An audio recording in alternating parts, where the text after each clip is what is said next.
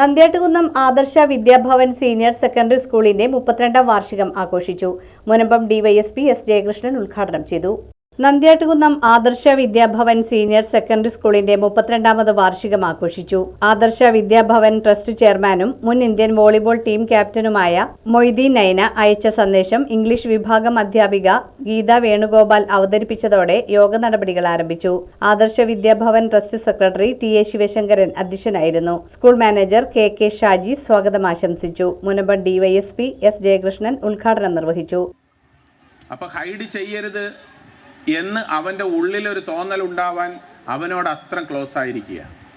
അതൊക്കെയാണ് ഒരു പ്രധാനമായിട്ടും ഉള്ള ആശയങ്ങൾ നമ്മൾ കുട്ടികളെ മുന്നോട്ട് കൊണ്ടുപോകുമ്പോൾ ശ്രദ്ധിക്കേണ്ടത്. തീർച്ചയായിട്ടും ലഹരിയുടെയും മറ്റ് സ്വാധീനത്തിൻ്റെയൊക്കെ വലയിൽപ്പെട്ട ധാരാളം ആളുകളുണ്ട്.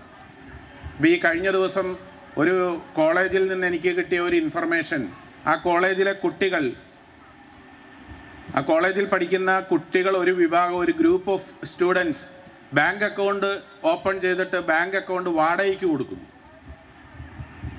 നമ്മൾ വാടകയ്ക്ക് കൊടുക്കുന്ന പല സംഗതികളെക്കുറിച്ചും കേട്ടിട്ടുണ്ട്. ബാങ്ക് അക്കൗണ്ടുകൾ വാടകയ്ക്ക് കൊടുക്കുന്ന ഒരു കാലഘട്ടത്തിലാണ്. അതിൻ്റെ കോൺസിക്വൻസ് അവർക്ക് മനസ്സിലാവുന്നില്ല.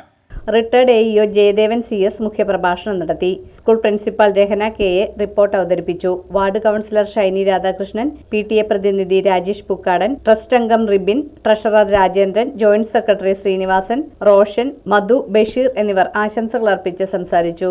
10ാം ക്ലാസ്സിൽ ഏറ്റവും കൂടുതൽ മാർക്ക് വാങ്ങി വിജയിച്ച അനഹ സൂസൻ അനീഷ്, ഐശ്വര്യ M. നായർ, ശ്രാവൺ ശ്രീജിത്ത് എന്നിവരെയും സുഗമ ഹിന്ദി പരീക്ഷയിൽ 3ാം റാങ്ക് കരസ്ഥമാക്കിയ അശ്വിൻ V. നായരെയും പുരസ്കാരങ്ങൾ നൽകി ആദരിച്ചു. കമ്മ്യൂണിക്കേറ്റീവ് ഇംഗ്ലീഷ് അധ്യാപികയായ ടെർസിറ്റ ജീനിയ, സീനിയർ അധ്യാപികമാരായ ജയശ്രീ, പ്രീത, ഗീത വേണുഗോപാൽ എന്നിവരെ ചടങ്ങിൽ ആദരിച്ചു. School head girl Deekshana Sunil നന്ദി പ്രകാശിപ്പിച്ചു. തുടർന്ന് കുട്ടികളുടെ കലാപരിപാടികൾ നടന്നു.